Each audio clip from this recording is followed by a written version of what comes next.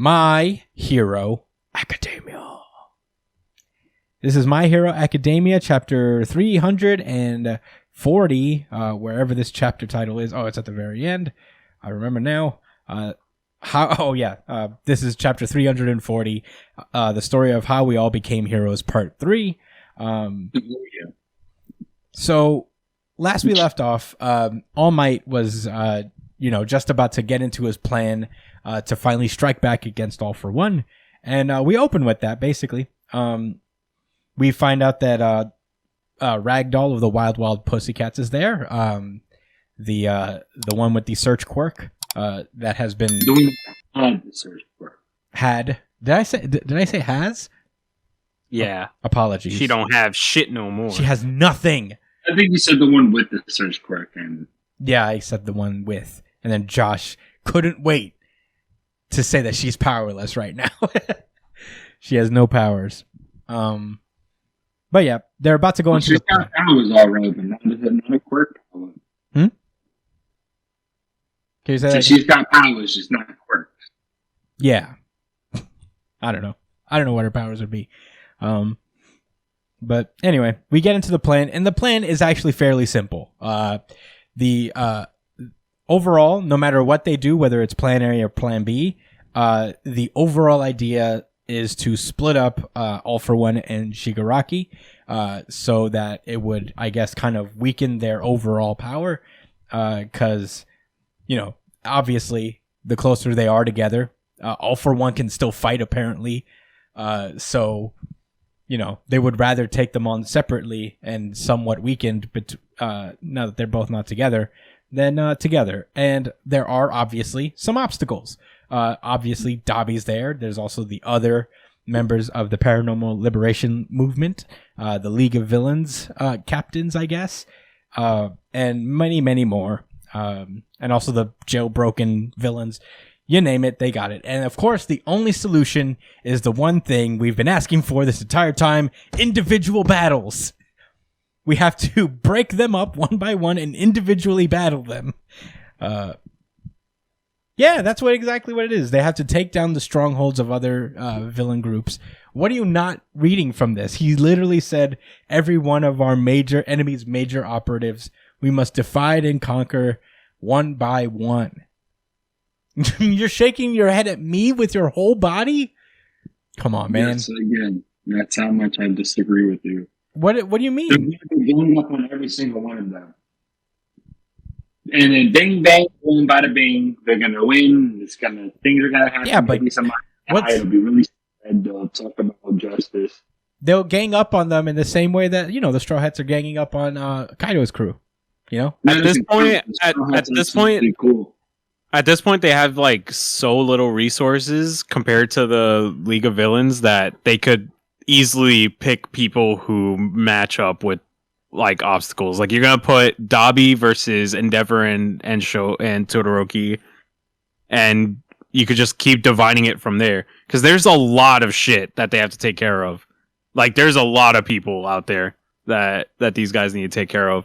So there's gonna be a lot of people who can shine in these little cracks. Josh, I'm just trying to keep hope alive already. All right. We all have dreams. We all have our wants in life. Well, you think that they're just gonna put Tail Dude in front of Dobby and I think that's absolutely what's not gonna happen. There's not gonna be any one-on-ones. There's not gonna be... You don't know that. I challenge you. Yeah. I thought you were gonna challenge me. I challenge you. No, I think. Let me drop the facade. I actually did not even consider, when they was talking about this, I didn't even consider that there would be one-on-one matchups. I thought they were just trying to say that they had to deal with the lower level cronies first before they get to him, and I just didn't get one-on-ones out of that. But it makes sense. Yeah, I don't know. That's how I got out of it. It's we gotta take 1v1s happen a lot in My Hero compared to most series. So I think we literally just had an arc with a 1v1. Who? Ayama versus Eraserhead? Stars and Stripes versus Shigaraki. Stars and Stripes and a fleet of fucking jet fighters. Do they really count? They're literally weapons. They're essentially just weapons. They were very integral to the fight, mind you. They're literally basically weapons. They literally were integral to the fight. And yeah, integral to the fight as weapons. Alone, it was him and All For One. So even if you don't count the excellently skilled and unbelievably talented oh my god, you're such a fucking troll. And it's still a 2-on-1. It's basically a 1v1. It's like having Godzilla versus Mechagodzilla and being like person that can create rules out of nothing. That don't make no sense. Man. You can't 1v1 something like that. So they literally did that. They literally did that. It wasn't. We can do this for hours. Bro. Well, fuck me for keeping hope alive, huh, Josh? Throw me under the bus. Shame on you, Chris. Shame on you. Yeah. Yes. Disappointed as per usual. Well, anyway, I guess we're moving on then. Fuck that. I'm not getting into this. I was just trying to be optimistic here. I'm the unbiased king. Anyway, we cut. That's the plan. They're gonna split everyone up. They're gonna try to pick off the League of Villains one by one, and then try to separate Shigaraki. And then we cut over to Aizawa about to talk to Aoyama about his goal and all his role in all this stuff. Aoyama's feeling hella bad for everything he's done. The Japanese chicken doctor makes a reappearance. I never thought we'd see him again. The return of the chicken doctor, the best character in the series. Honestly. All right. Fair enough. Mm-hmm. Yeah. All right. So yeah, they're Aizawa. Yeah, Aizawa's. The cutlets are high. What? I said the stakes are high, but because of the chicken. All right. Anyway. No. I thought that was cool. That was cool. It was all right. I was being too cruel. Anyway, so I guess Aizawa is just in retrospect, if he really planted that explosive ability. Oh, they find that Aoyama's not been fucked with. He has no bomb in him whatsoever, and I guess neither does his family. So all's good with Aoyama. Aizawa's just oh, he really didn't do that. I guess if he'd really planted an explosive ability in the boy that would trigger in the event of a betrayal, then why murder that other peon as a lesson? Why threaten the family with death? And he's I guess the only thing that All For One planted was a seed of fear. He didn't really have to do anything to get Aoyama to betray him. Really, I think that was very sloppy of him to not do it, though. Yeah, it is. It is a little weird for a guy who was I plan. Oh, but to be honest, they also say that whatever ability that Aoyama contained within him, it was probably acquired after he made Aoyama betray anyway. He turned Aoyama. So,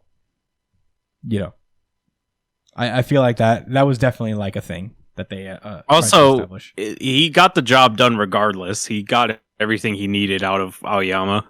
So yeah, I feel like it basically worked. I mean, obviously it worked. He manipulated a child. I don't think it was that hard for a supervillain. Well, he also manipulated adults in his parents.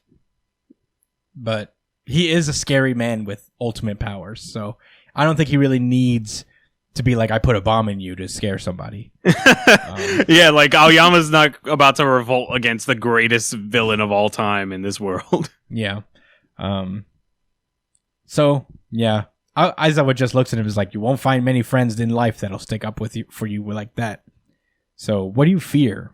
Unless you're in class 1A. Yeah, unless you're with your best Nakama. And basically, Aoyama also says that he's also scared that he can never sparkle and shine as they do. The more faith that they express in him, the more faith he loses in himself. He's just afraid that even if he offers his hand and tries to help, he's already caved to All For One once. Who's to say he won't do it again? So that's really what he's afraid of, is that if he joins up with him, he won't have the guts to really stick with that decision and trust them to like kind of keep it together. You know, he'll just, if he's scared enough, he'll just like side with All for One, and that's what he's concerned with. And he's just like, man, I just want to fucking go into some dark corner untouched by the rest of the world, and where I could wait for death to take me. And Aizawa lays it on pretty thick immediately. He's just like, you may have been giving leniency, but your sins will be with you forever. And once this war is over, you may not have a home in UA anymore. So, you know, your friends like to sugarcoat shit, but I'll set you straight. He says, you will fight. You know, right now, you're not going to be valid. Yeah, you're going to fight. You're going to fight on our side, whether you like it or not. We need you, and we're going to use you just like All for One used you. And that's pretty much the best that you can do, you know? But he said the bright side is that, like, I won't let you slink off haunted by those sins and die a quiet, pathetic death. It is my duty as your teacher to give you a chance at redemption. I don't want, like, none of my lessons are about living a life burdened by guilt. So as ashamed and despicable as you feel, you will walk alongside the friends who still reach out to you and will protect you. Stick with them and you'll be okay. And Aoyama seems more affirmed, and he's like, but what can I do? What can a single miscreant like me accomplish? And Aizawa is like, well, you're not the only one I'm putting on this path. And this chapter ends with a couple students looking up saying, it's time, let's go, with a big panel revealing that Shinso is also involved in whatever plan B this seems to be. And he's got his like Spider-Man pose hanging off the rail. Sick. I was so happy when I saw Shinso. Yeah, I was so happy when I saw Shinso, man. Yeah, I saw that. That was I also like that a lot. I was like, Shinso in his Spider-Man pose. You know how Horikoshi loves Spider-Man. Dude, I love Shinso so much. I'm so excited to see what he could do with this character, because it's such an interesting quirk to be paired with Aizawa's kind of style of fighting, you know? Yeah. I wonder what kind of shit he's gonna do with that. Yeah, I imagine this is gonna be very much. What I'm hoping is that, like, not that this is like Sasuke retrieval arc, but the idea is that, like, he's the Shikamaru of a cell of just like supporting characters, and maybe Deku as they go off to accomplish some kind of mission. I think that would be pretty fucking dope. Yeah, I think he's gonna be one of those big brain players in this team. Yeah, but that's this chapter. I thought it was fine. And you know, the only reason I think it's fine is because, like, it's just kind of, it was good. It was like a solid chapter. I'm past the Aoyama twist and what it means or whatever. It is what it is, but for what it is right now in this chapter, I appreciate the effort into developing his character a little bit, and giving us kind of a path to what his character is going to face down the road. I think it's solid. It's fine, but the detriment in this chapter for me is that, like, this is the upteenth time that I'm about to say, now's the time they're going to start the arc and this story will actually get moving. Because for a series that's, like, weirdly, like, pushing towards an end, it's also doing, like, a lot of re-explaining shit, like, very slowly, and, you know, getting the objectives of things out very slowly. And at this point, I'm just like, I'm glad, hopefully next chapter will finally get into whatever the next arc is. Because the only thing that, and it's not that I have a problem with necessarily the content of what's going on here, but they've said a version of everything, of almost everything they've said here, except for the Aoyama character development stuff. They've said almost everything here in one way or another, like 7 times up to this point, ever since Deku came back to UA. So, you know, every chapter seems like kind of a repeat of what happened last. And hopefully that ends now, because I just want shit to get going. But that's all I got to say about the chapter. What are your boys' thoughts? I like this chapter. I really liked having Aizawa back in the picture. It was really, really great to see him again. I don't know why they showed that little panel of Shirakumo. Like that random panel in between the conversation that they're having. I don't know what significance that has in what's going to happen. Maybe he's like eavesdropping. And what panel is that? Like when when they show the shadow guy, the teleport cloud man. Yeah, Kurogiri. Oh yeah, there it is. I keep forgetting his name. Okay, I keep forgetting his like villain name, but Kurogiri. I think that I know the significance of this because I think like they're trying to frame it in that Aoyama and Kurogiri are in similar situations, like kindred spirits. Similar, not the exact same. Where Aoyama is very much doing the same thing for Kurogiri or Shiraku or whatever you go by. He's doing the same thing for Kurogiri as the Class 1A students are doing for Aoyama. So, I think now that I think about it, I feel like it could be implying that Shirakumo is in there, but he's just not coming out of sheer like guilt. Like maybe guilt is holding him back from really coming back. You know? Yeah, it could be a myriad of things. It could be, you know, the whatever control All for One has on him, but that could be also a factor that makes the control stronger. That's what it is with Aoyama, you know?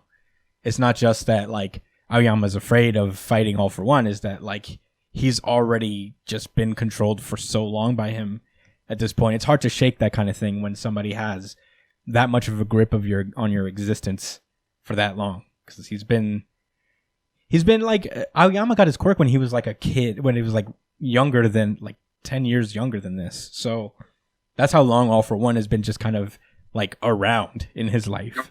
Right. So, you know, that's why thank you for bringing that up, Brian, because I didn't even think about the Shirakumo panel. It's just like such a small panel that I kind of like scanned over it. But I think I was kind of waiting for you to bring it up, but then you didn't, and I forgot. Yeah, because I just like glanced over it. That's why I have co-hosts, because I miss things sometimes.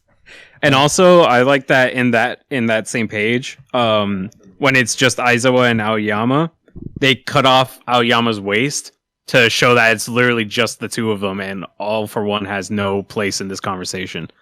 Yeah, I was wondering like the symbolism of like having him, because that's obviously where the restraints are on Aoyama. Yeah, and that's also where the quirk that was given to him. Oh, his belly, as well. Right? He's just talking to Aoyama, not to. Yeah, so it's they literally cut. He literally cut All for One out of his body. The power of symbolism. The more that I like talk about this chapter, the more I actually start to like it a little bit more. Just because, like, I know that we don't really enjoy the way that you guys have, that they've been writing these couple chapters, but I feel like there's a lot of like, it feels like he's getting better at writing these things every chapter though. Like it's like the first couple chapters were like and he's kind of like tuning it together and making it more meaningful, you know, like he's making it more interesting, just because like when you think about Aoyama before this, he's like an afterthought kind of character. He's not a character that you really that you could really call like, oh shit, yeah, that's my favorite character and shit, you know? So there's a lot of weight behind what happened to him. Like, it's not something that you could just glance over, you know? You can't just you can't be like, oh, yep, he's the traitor, all right, and we all forgive him, that's it. Like, in the world of My Hero Academia, there has always been consequences for actions. Like, always. Like, when the students went to help All for One and save Bakugo, there was a consequence for that action. So, like, we can't just allow, like, forgiveness is never just the end of it when it comes to My Hero Academia. There's always a repentance that has to come with it. So I feel like they're just setting that up. They're setting up Aoyama to be repented at some point in this arc, in the coming arc. Yeah, I mean, here's the thing. It's funny you say that, is that like I never thought Horikoshi was bad at writing these things. I think like my surprise is that like he's definitely felt like he's downgraded as of late. You know, because like there's moments, if you listen back way back, we even like when Endeavor was going through his whole thing, we were like, oh my god, this is so good. Like he's being so measured in this particular character arc. He's so good at this type of storytelling. He did the same thing with Bakugo and Deku, how their relationship has changed over the years. And I think the thing about Aoyama being this afterthought character is that obviously that was what he was going for. But Aoyama he may have gone a little too far with it. You know, like Aoyama may have been a little too in the background for this twist to hold any like, well, a lot of emotional weight to it. Because I do feel for him. And obviously I feel for him more in this chapter, reading it and talking about it with you guys. But at the same time, I'm just like, there's definitely a shift with me where Horikoshi became like kind of the best at the quiet moments and drawing out these like long and traumatized kind of storylines where somebody did somebody wrong and they really had to work at it. So maybe this is just the start of that again for Aoyama. But I guess like I feel like I've said this before. It's just kind of like a execution basis on this particular story aspect. But I do think Horikoshi usually, on his best day, is one of the best at kind of redemption stories. I think the problem with Aoyama's story is that it requires too much thinking to actually like to get the picture of, because there's a lot of parallels with Aoyama. There's a lot of like, when you think about all the shit that adds up for Aoyama's story to work, you have to think about his comparison to Deku. You got to think about his comparison to Shirakumo. You got to think about all the shit that adds up to him being a traitor. So there's those three things alone require a lot of remembering. Like, yeah, the Deku comparison, they're both basically they're two sides of the same coin. Both were born quirkless. Both accepted their quirks from like All for One and One for All, and both of them went through completely different journeys. And for Shirakumo, you know, there's the whole traitor aspect. So there's just so much that you have to like kind of consider, you know? Like it's not explained enough in the story, so that's why it can feel a little less impactful. But when you think it over, it's a little bit better. But that doesn't really save it, in my opinion. I think you're right about that. It does not. No, that's what I'm saying, is that it was too subtle. He was like, I get you have to be subtle when you're doing a traitor storyline and you don't want people to figure it out. And we certainly didn't. So good on him for that. But the only reason we didn't is because we don't know enough about the supporting cast to make informed guesses, because the only thing we had was Hagakure, basically. So I don't know. I still like this chapter regardless. I liked it too. It was a good chapter for Aizawa and a good chapter for Shinso. Love that guy. Yeah, I feel bad because I feel bad because I actually like most chapters of My Hero Academia, although just trying to explain why there are certain points that are lackluster makes it seem like I'm bad, like I hate it. But I do. I feel like Horikoshi just like he had that long arc of non-stop action.